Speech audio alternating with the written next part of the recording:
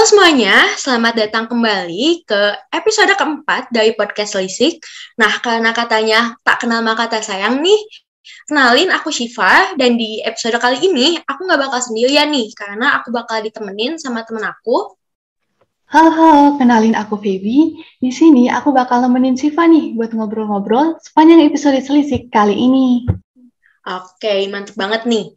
Nah, ngomong-ngomong di episode kali ini tuh kita bakal bahas apaan sih? Nah, sesuai namanya podcast Selisik, di episode kali ini kita bakal menyelisik nih salah satu kasus yang lagi happening banget nih, Sif. Wah, kasus apaan tuh? Apalagi sih kalau bukan rekonstruksi lembaga kepolisian dalam kasusnya Ferdy Sambo nih. Oh iya, tahu nih. Jadi seperti yang masih hangat dibicarakan, kasus pembunuhan berencana terhadap Brigadir J ini kini udah sampai pada tahap pelimpahan, di mana ada total 5 tersangka kasus pembunuhan berencana dan 7 tersangka kasus obstruction of justice yang dilimpahkan. Nah, untuk kasus pembunuhan berencananya sendiri, tersangkanya adalah Ferdy Sambo, Richard Eliezer atau Baradae, Ricky Rizal atau Barada LL, Kuat Ma'ruf, dan Putri Candrawati. Nah, bener banget tuh, Sif. Terus tahu nggak sih kalau sekarang tuh kelimanya ini udah dikenakan pasal 340 KUHP, subsidi pasal 338, junto pasal 55 ayat 1 ke 1, junto pasal 56 ke 1 KUHP nih. Terus untuk perkara obstruction of justice di penyidikan Brigadir J, udah ditetapkan nih 7 tersangka termasuk Ferdy Sambo di dalamnya. Wah, ternyata kasus ini tuh kompleks banget ya, Feb. Tapi pas banget nih, karena di episode kali ini, kita mau bincang-bincang soal kasus ini buat memberikan pencerahan ke teman-teman setia podcast Lisik. Oh iya, tapi kayaknya agak gak afdol gak sih kalau kita bahasnya cuma berdua doang. Nah, jadi sekarang kita udah kedatangan narasumber yang super keren banget, yaitu Kak Abian dari Fikri Akbar. Kak Abi ini merupakan alumni dari Fakultas Hukum Universitas Padjadjaran Angkatan 2016. Nah, sebelum mulai ngobrol-ngobrol, kayaknya lebih enak kalau kita sapa-sapa dulu nih Kak Abinya. Halo Kak Abi. Halo, selamat malam, Siva dan Febri. Selamat malam Kak Abi. Selamat malam juga Kak Abi. Kak Abi gimana nih Kak kabarnya hari ini? Alhamdulillah, luar biasa. Allahu Akbar. Wih, udah kayak seminar-seminar. Lanjut. Oke. Mantap banget nih. Anyways, aku pengen tanya dulu dong Kak, pendapat Kakak terkait kasus Sambo ini gimana nih Kak? Baik, jadi sebenarnya kalau pendapat saya ya, sebagai orang awam gitu kan, sebagai praktisi juga, kalau sebenarnya kasusnya ini sebenarnya banyak terjadi gitu. Pembunuhan berencana, kerjasama, balas dendam, dan sebagainya itu udah kasus yang happening di semua aspek gitu kan. Tapi yang membuat kasus ini jadi center of point-nya orang-orang itu karena ternyata pelakunya itu salah satu petinggi gitu. Makanya jadi happening banget dengan pelakunya petinggi, kerja sama-sama banyak orang, dan tersangkanya juga masih proses gitu. Mungkin itu sih alasan gimana caranya kasus ini tuh bisa sampai sebesar ini sekarang. Kalau menurutku sih gitu. Oke Kak, nah kan tadi kita udah nih nyenggol-nyenggol tipis soal kasus Ferdy Sambo ini. Jadi mungkin aku pembahasannya. Aku penasaran nih Kak, kan seperti yang udah kita ketahui, lembaga kepolisian itu mempunyai tugas utama, yaitu menjaga keamanan dan ketertiban masyarakat, di mana si hal ini tuh udah tertuang dalam pasal 5 ayat 1 Undang-Undang Nomor 2 Tahun 2002 tentang Kepolisian Negara Republik Indonesia. Tapi kan sampai sekarang nih, kalau dilihat-lihat, kinerja kepolisian tuh terkesan lamban dalam menangani perkara gitu, sehingga bikin banyak masyarakat Indonesia tuh terkesan antipati sama institusi ini gitu. Nah, lantas gimana nih Kak, menurut Kakak dampak dari adanya masyarakat yang semakin antipati terhadap lembaga kepolisian ini, dan apakah akan mempengaruhi kondisi internal Polri ke depannya? Baik, pertama kita bahas masalah terkait image dari Polri-nya tadi ya. Katanya kan dia lambat prosesnya, dia nggak selesai-selesai gitu. Sebenarnya kalau kita pakai kacamata awam memang kelihatannya seperti itu gitu. Tapi kalau misalnya kita pakai kacamata dari Polri dan institusi lain juga gitu, kadang yang kita lihat lambat tuh bukan berarti nggak dikerjain gitu. Semua institusi itu punya struggle-nya masing-masing, termasuk juga institusi kepolisian gitu.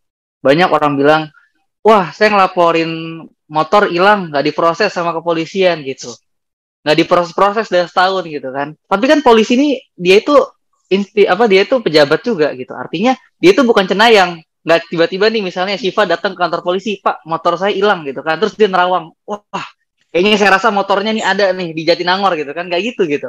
Kalau misalnya keterangan dari orang pelapornya juga kurang, keterangan yang nggak lengkap, identitas kira-kira pelakunya seperti apa nggak jelas gitu, otomatis wajar kan institusi itu sulit untuk memproses gitu. Makanya pertama terkait dengan image kepolisian yang kerjanya lambat, saya rasa mungkin nggak tepat juga gitu, karena ada banyak faktor selain diantaranya karena memang keterbatasan dari institusinya, tapi juga dari sisi pelapor juga mungkin kadang-kadang kurang ngasih deskripsi supaya kasusnya bisa diproses gitu. Tapi bagian menariknya itu adalah dampak dari kasus Sambo ini terhadap polisi gitu kan.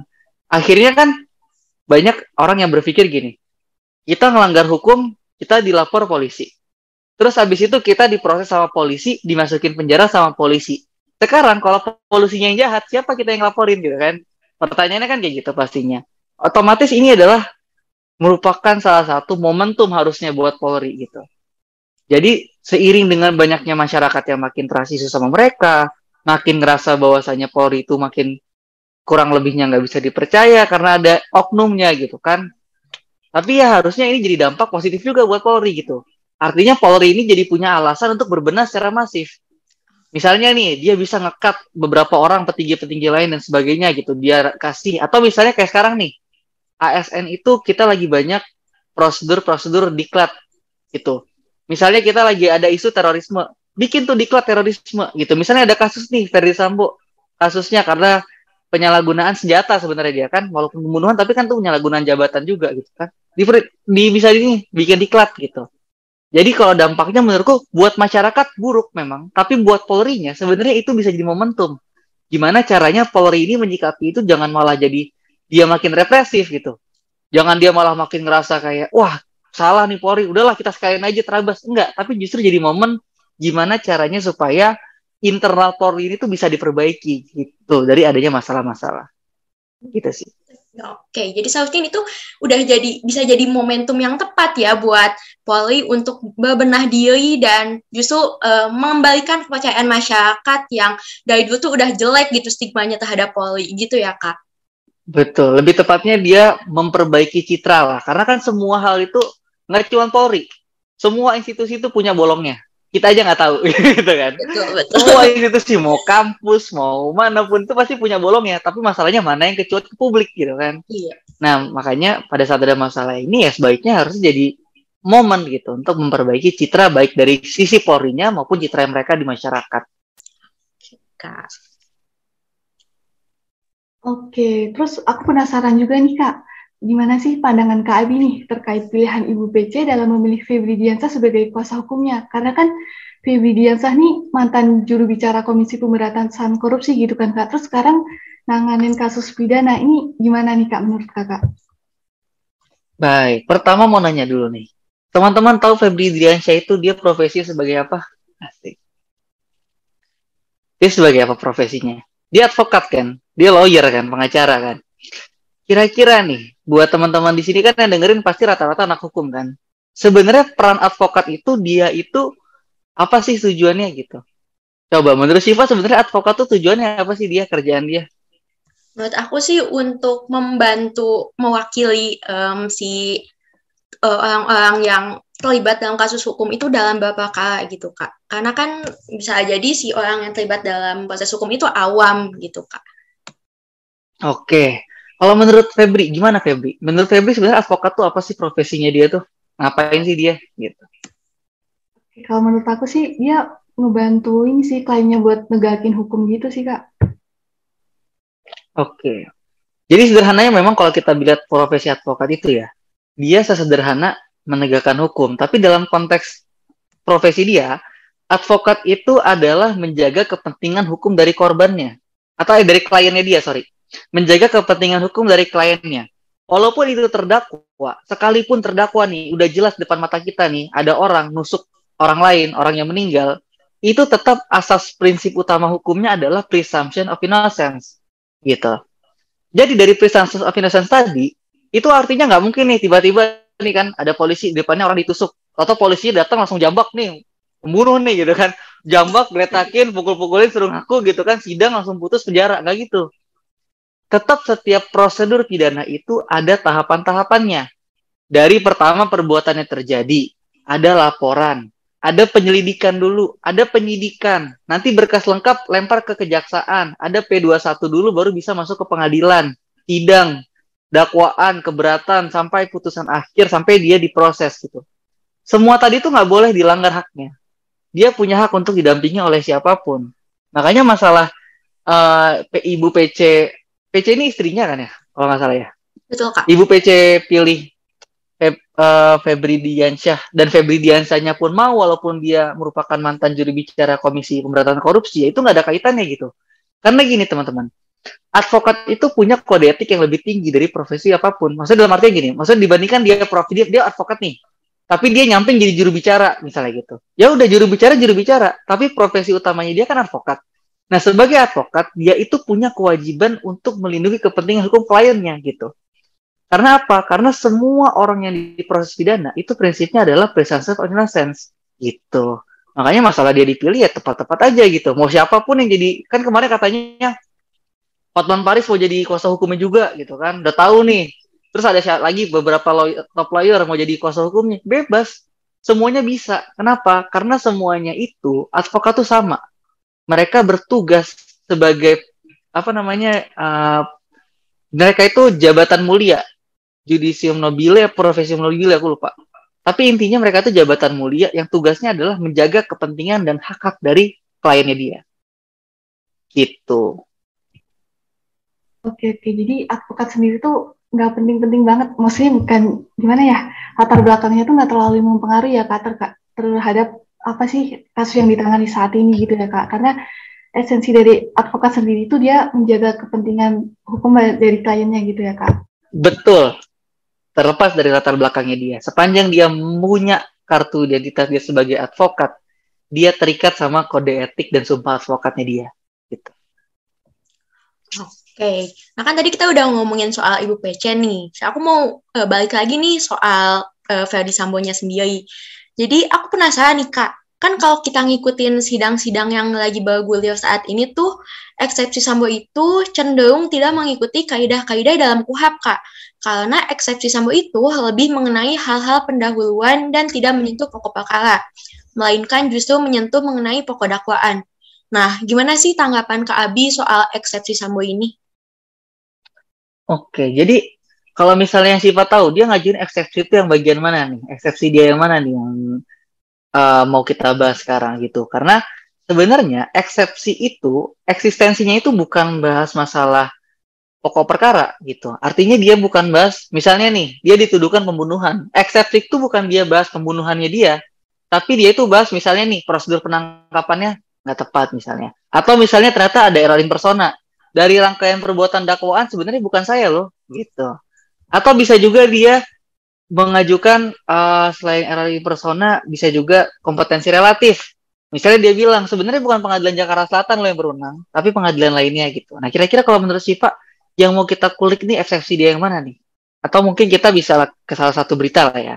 Ada salah satu eksepsinya dia ini terkait dengan masalah rekaman CCTV gitu kan. Masalah pengambilannya. Jadi teman-teman, eksepsi itu bisa juga berkaitan dengan barang-barang bukti atau pengambilan alat bukti yang mau dipakai sebagai dasar dakwaannya.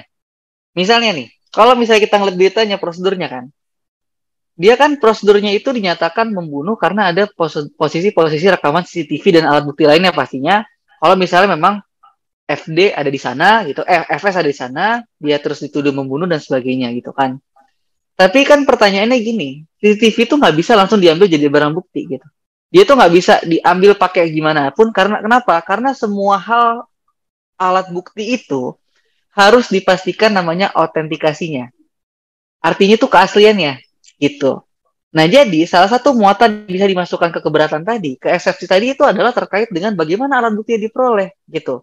Apakah pengambilan alat buktinya itu telah sesuai dengan hukum atau enggak? Nanti kalian akan ketemu sama mata kuliah terkait dengan Undang-Undang ITE. Nah, jadi terkait dengan informasi dan transaksi elektronik itu, nggak semua dokumen elektronik itu bisa langsung dipakai jadi alat bukti.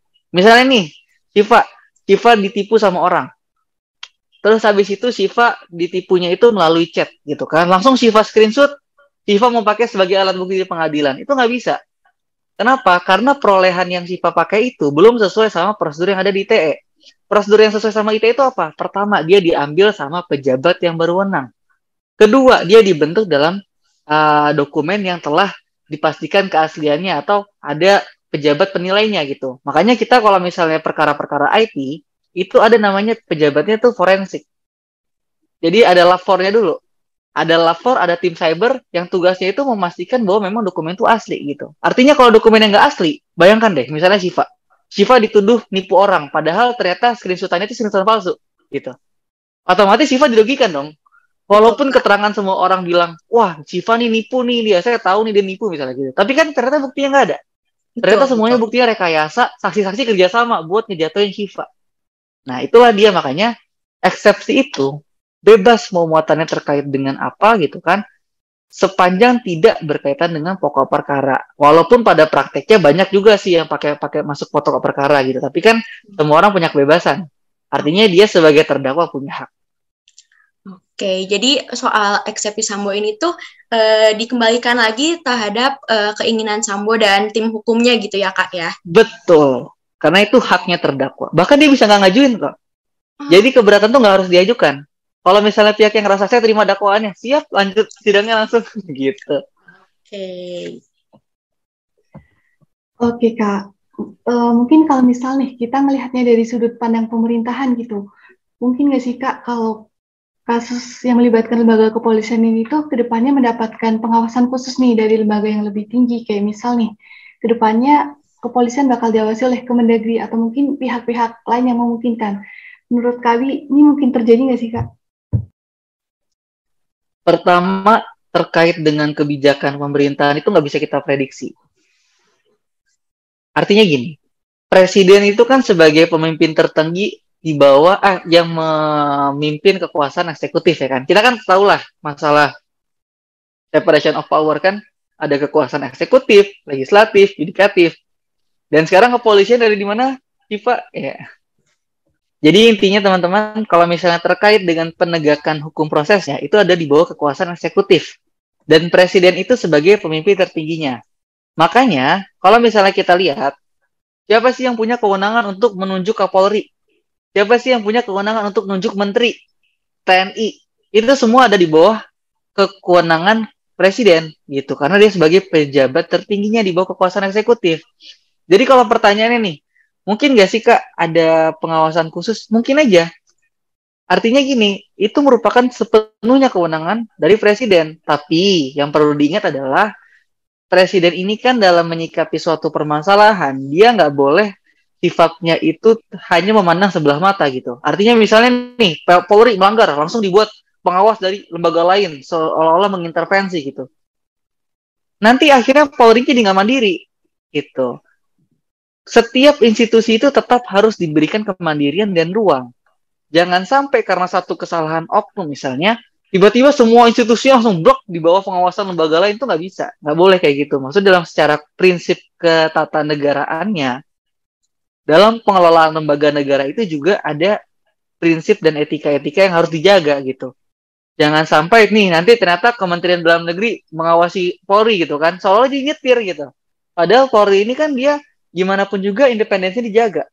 Gimana pun juga dia tetap harus bisa proses siapapun yang dia mau gitu. Jadi masalah mungkin ya mungkin aja karena semuanya pure kebijakan presiden. Mau presiden tiba-tiba hapus Polri ganti nama misalnya. Jadi polisi apa misalnya gitu bisa aja gitu kan. Semua kewenangan tuh ada presiden bebas. Tapi yang paling pentingnya adalah gimana caranya presiden itu tidak bertindak secara ekstrim gitu. Dalam artian dia itu tetap menyikapinya secara bijak. Walaupun bisa, ya jangan sampailah kira-kira kayak gitu. Kalau menurutku sih gitu sebaiknya. Oke, jadi mungkin ya Kak pengawasan itu dilakukan selama dia itu memperhatikan kemandirian dan ruang untuk institusi itu sendiri. Betul, sebaiknya seperti itu ya. Tapi kalau misalnya presiden punya kebijakan lain, itu tergantung presiden aja. Karena memang ada hal-hal yang sepenuhnya kewenangan mereka. Kayak kementerian misalnya. Kita beberapa kali kementerian ganti nama ya kan. Ada tiba-tiba sekarang Kemenparekraf. Nama baru tuh Kementerian Pariwisata dan Ekonomi Kreatif gitu. Dalam menyikapi perkembangan ekonomi kreatif baru gitu kan. Artinya kan itu bisa aja. Tapi ya balik lagi masalah eksekusinya yang mana tergantung sama kebijaksanaan dari presiden itu sendiri. Oke, lanjut nih ya Kak ya.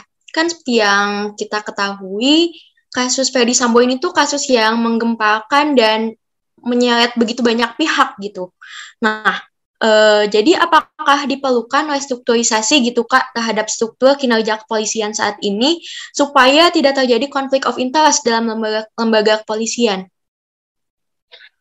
Oke, jadi sekarang kan restrukturisasi itu seolah-olah kita ngerubah struktur ya. Sebenarnya kalau misalnya kita ngelihat permasalahannya, pelaksanaan kasus yang sekarang itu udah ideal gitu.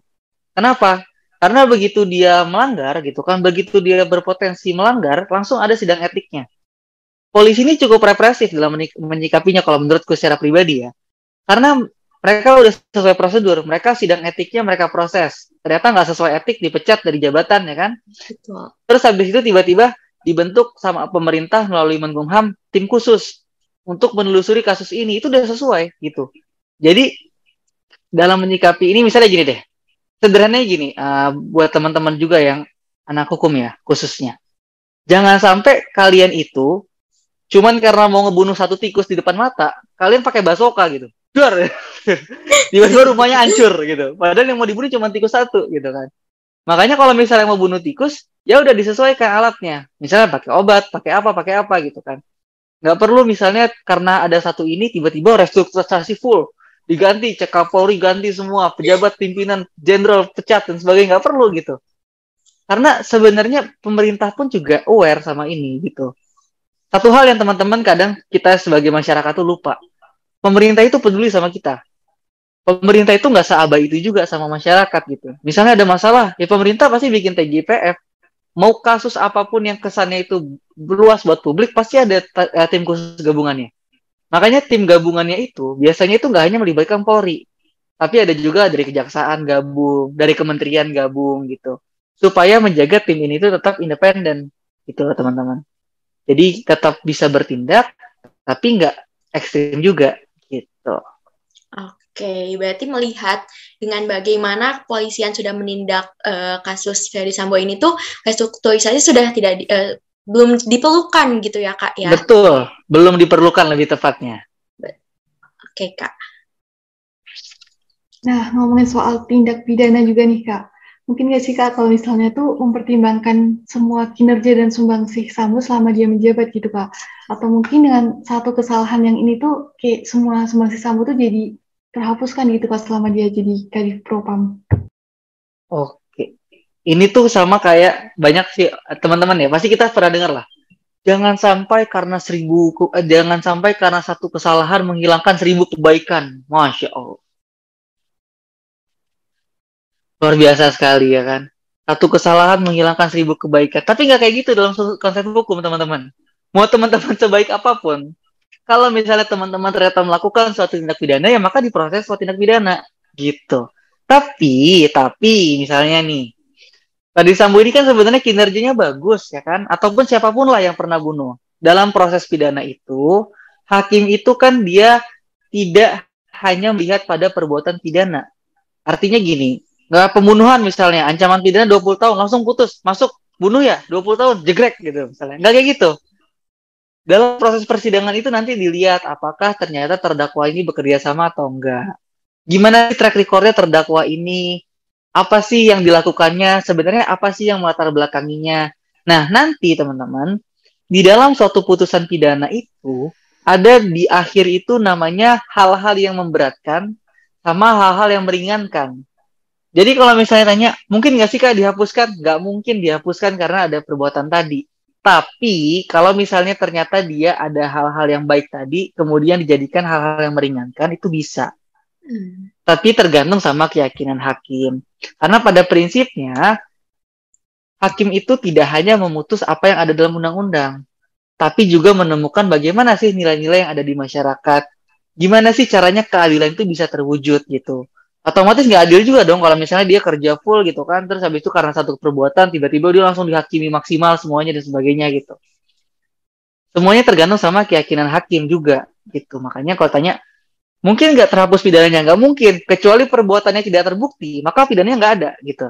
Tapi kan permasalahannya bukan masalah perbuatan terbukti atau enggak, masalahnya adalah apakah kebaikan-kebaikan tadi mungkin menghapuskan pidananya atau enggak mungkin gitu.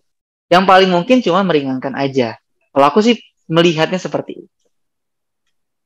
Oke, jadi track record ini lebih memungkinkan untuk sekedar meringankan aja ya, Kak? Alasan meringankan namanya nanti, kalau di putusan pidana itu. Oke, lanjut nih Kak. Agak menyangkut bahasan tadi nih di awal tentang bahwa kasus Ferdy Sambo itu harusnya jadi momentum yang tepat untuk Polri mengembalikan kembali kepercayaan dari masyarakat nih. Ada nggak sih cara-cara yang efektif gitu menurut Kak Abi untuk Polri mengembalikan kepercayaan masyarakat terhadap institusinya ini?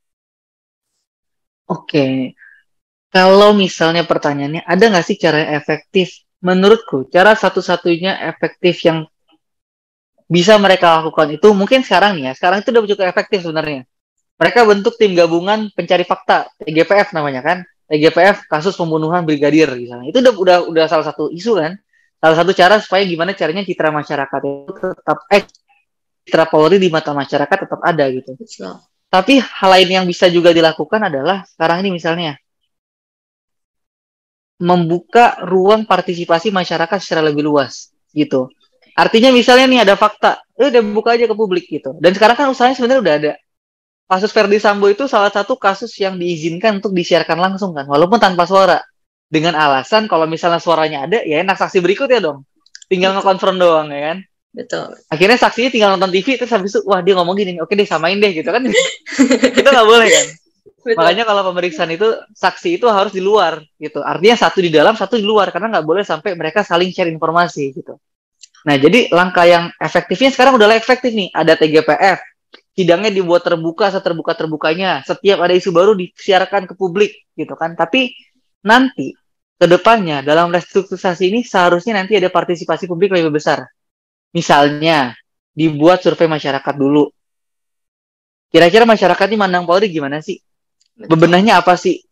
Terus habis itu dibuat asesor terkait dengan penilaian dari institusinya, terkait dengan pimpinannya nih, siapa nih kira-kira yang ada kasus serupa misalnya, atau ada intensi buat kasus serupa, atau misalnya nanti selain dia pendidikan ini, dia juga bisa sosialisasi ke masyarakat. Karena menurutku sekarang, aku ngerasa, ke Siva pernah, atau Febri pernah follow ini nggak?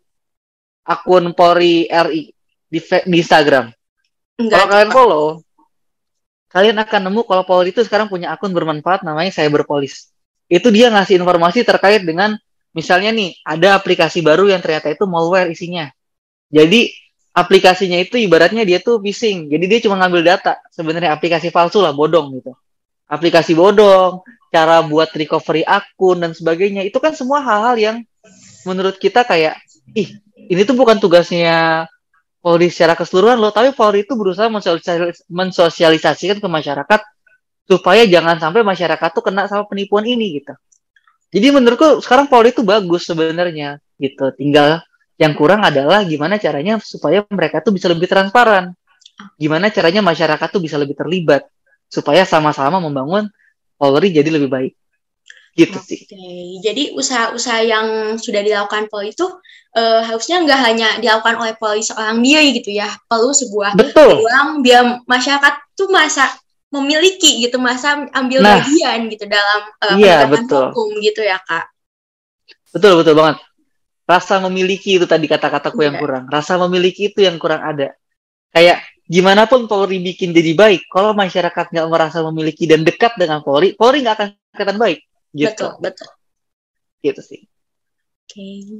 Oke, mungkin sebagai pertanyaan penutup dari bincang-bincang kita di episode kali ini, kira-kira apa nih pesan yang ingin Kakak sampaikan terkait isu rekonstruksi lembaga kepolisian pasca kasus Sambo ini nih Kak?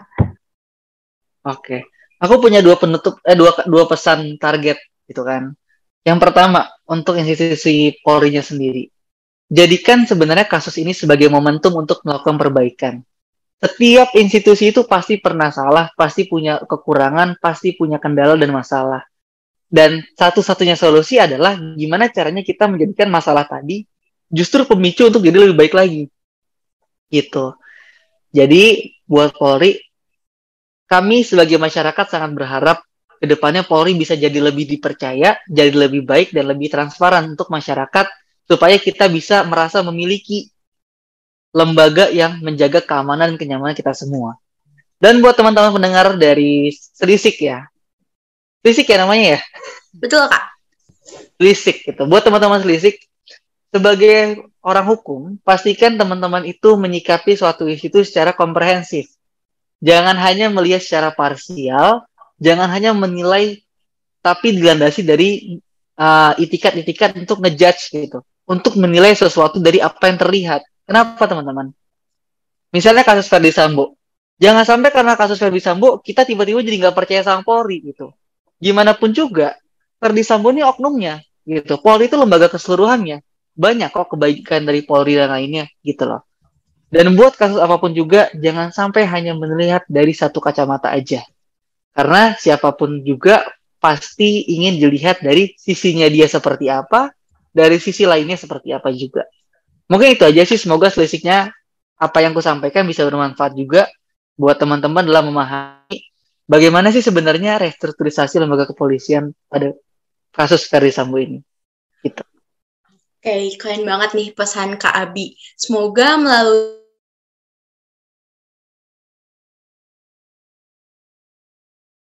orang gitu ya, Kak. Nah, sebenarnya masih banyak banget yang mau aku tanyain lagi nih, Kak. Tapi sayang, karena keterbatasan waktu, kayaknya kita harus sambung di lain kesempatan nih. Makasih banyak, Kak Abi udah menyempatkan waktunya buat berbagi ilmu dengan kita. Semoga ilmunya dapat bermanfaat buat pendengar podcast Lisik. Terima kasih banyak ya, Kak Abi. Ya, makasih banyak Syifa, makasih banyak Febri. Terima kasih juga nih Kak. Anyways, buat para pendengar setiap podcast Lisik, setelah kita tadi udah bincang-bincang nih panjang lebar tentang kasusnya si Sambo ini, jadi dapat disimpulkan ya kalau kasus yang menyangkut internal Polri ini tuh sebenarnya bisa nih buat jadi momentum berbenah secara masif bagi lembaga kepolisian. Terus juga opsi untuk adanya pengawasan lembaga ini tuh dapat dimungkinkan nih dengan catatan tetap memperhatikan kemandirian dan ruang dari institusi tersebut. Terus juga last but not least, salah satu cara nih buat mengembalikan citra Polri itu bisa nih dengan membuka ruang partisipasi rakyat dalam merestrukturisasi Polri nih. Oke, benar banget nih, Feb. Jadi ternyata di balik kerumitan kasus ini tuh bisa jadi membuka pintu-pintu lain untuk Polri lebih meningkatkan kepercayaan masyarakat terhadap institusinya. Tapi senang banget setelah berbincang dengan Kak Abi, kita jadi lebih paham soal kasusnya. Iya nggak sih? Setuju banget nih, Sif. Super komprehensif banget nggak sih? Tapi, aduh, sayang banget nih, karena kita harus say goodbye nih buat teman-teman setia pendengar podcast Lisik. Sampai jumpa teman-teman di podcast Lisik episode selanjutnya. Sampai jumpa. Sampai jumpa, Kak. Oke, mulai lanjut ke penutup yang sebenarnya nih dengan jagoan-jagoannya Please, For God, People who we love, and the Alma Mater. Sampai sampai jumpa.